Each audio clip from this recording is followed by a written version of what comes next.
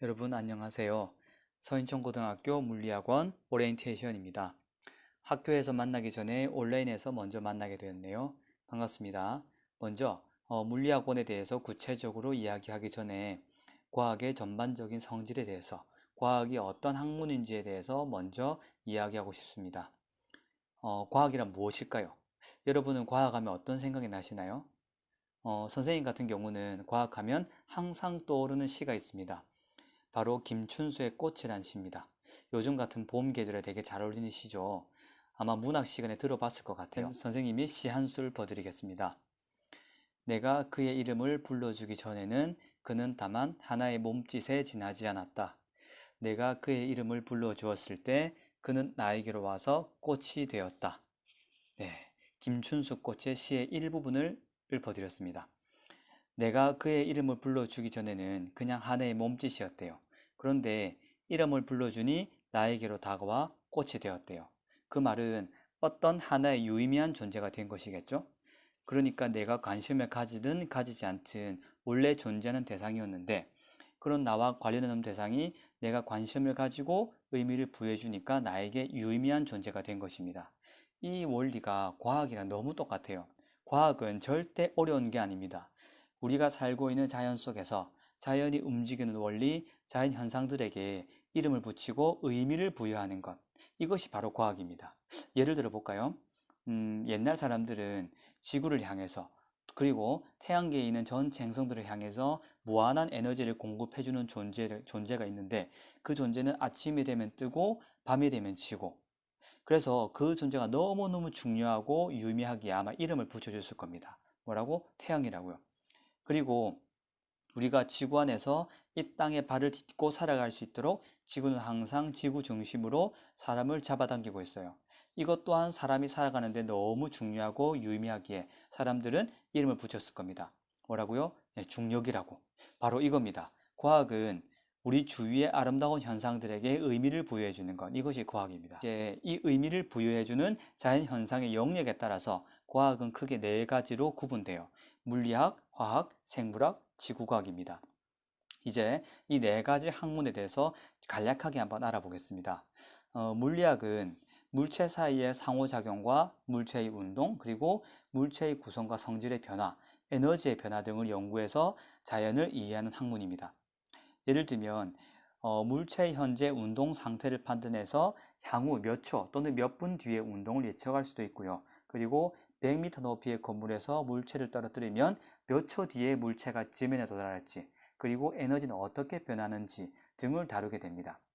화학은 물질의 정체와 변화를 다루는 학문입니다. 만약에 우리가 미지의 어떤 물질을 발견하게 되면 그 물질은 어떤 물질로 구성되어 있는지, 그리고 어떤 두 물질을 섞게 되면 어떤 반응이 일어나서 어떠한 물질을 변해가는지, 물질의 전체적인 변화를 다루게 됩니다. 그리고 생명과학은 생명체 내의 구조와 기능을 연구하고 다루는 학문이에요. 사람이 음식을 먹으면 어떻게 소화가 이루어지는지, 그리고 호흡은 어떻게 하는지, 뇌에서는 어떤 일들이 일어나는지 등의 생명체의 전반적인 현상에 대해서 다루게 됩니다. 지구과학은 지구를 중심으로 그 주변의 자연들을 대상으로 하는 학문입니다. 지구 내부의 구조는 어떠한지, 지각은 무엇으로 구성되어 있고, 우리가 호흡하고 사는 대기는 어떻게 구성되어 있는지, 그리고 우주 영역까지 종합적인 자연과학의 체계를 다루게 됩니다. 이해가 되시나요? 네, 그럼 이제 물리학, 우리가 배울 물리학 1에서는 어떠한 내용을 배우는지 간략하게 살펴보도록 하겠습니다. 먼저 큰 단어는 역학과 에너지, 물질과 전자기장, 파동과 정보통신으로 구성되어 있습니다. 먼저 역학과 에너지에서는 어떤 것을 배우는지 알아보도록 하겠습니다. 역학과 에너지 단원에서는 질량을 가진 물체들의 전반적인 운동에 대해서 다루게 돼요. 그래서 물체의 운동을 표현할 수 있는 여러 가지 물리량들을 정의하게 됩니다. 예를 들어 볼까요? 만약에 A 학생과 B 학생이 달리기를 한다고 한번 생각해 봅시다. A 학생은 100m를 달렸고 B 학생은 50m를 달렸습니다. 그럼 A 학생과 B 학생 두 학생 중에 누가 더 빠른 걸까요? 네, 답변하기가 애매하죠. 우리가 그냥 단순하게 이동한 거리만 가지고는 빠르기를 판단할 수가 없을 것 같아요. 무언가를 비교하려면 그 비교하는 반드시 동일한 기준이 필요하거든요. 그래서 A, B 두 학생에게 적용되는 공통적인 기준이 있어야 될 것 같아요. 그러면 이 두 사람에게 똑같이 변함없이 공통적으로 적용되는 기준은 과연 뭐가 있을까요? 네, 바로 시간입니다. 왜냐하면 시간은 누구에게나 똑같이 흐르기 때문입니다. 그래서 저 학생들이 이동한 거리를 총 걸린 시간으로 나누게 되면 똑같이 1초 동안 몇 미터를, 즉 얼마를 갔는지 알 수 있을 겁니다.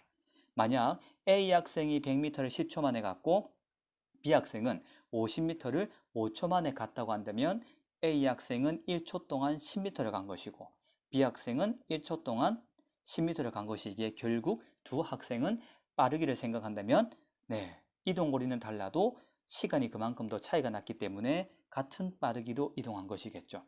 그래서 이동거리를 걸린 시간으로 나눈 값을 보고 우리는 속력이라고 부릅니다.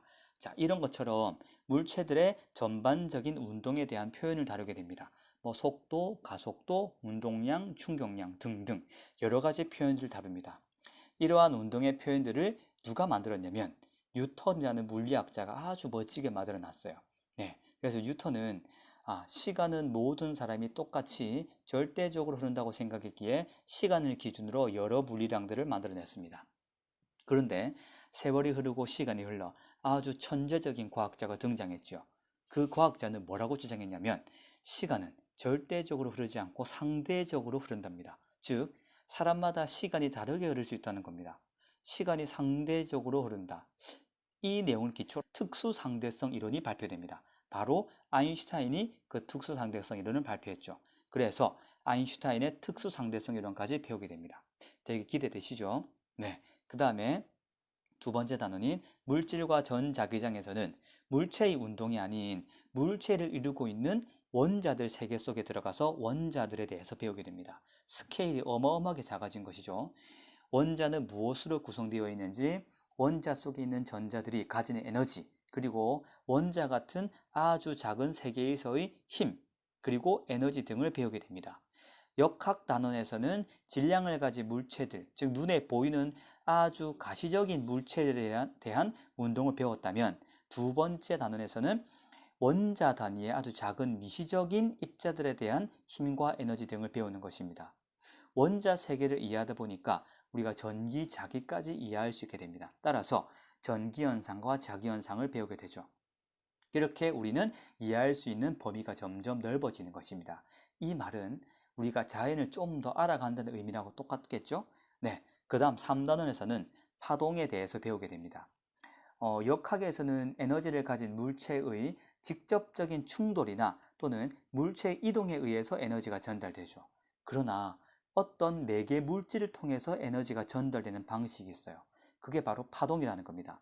파동은 매질을 통해서 에너지가 전달되는 방식입니다. 자, 예를 들어 볼게요. 한번. 여러분 옆에 친구가 있습니다. 친구가 여러분에게 말을 하게 되면 여러분 귀에 친구의 목소리가 들릴 거예요.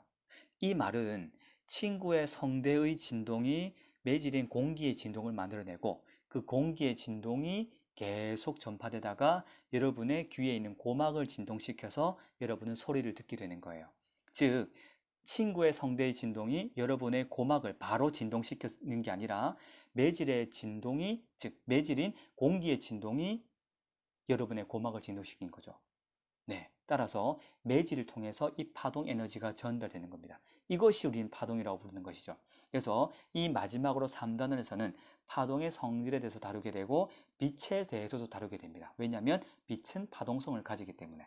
그래서 이 빛에 대해서 배우는데 빛은 아주 특이한 성질을 가지고 있어요.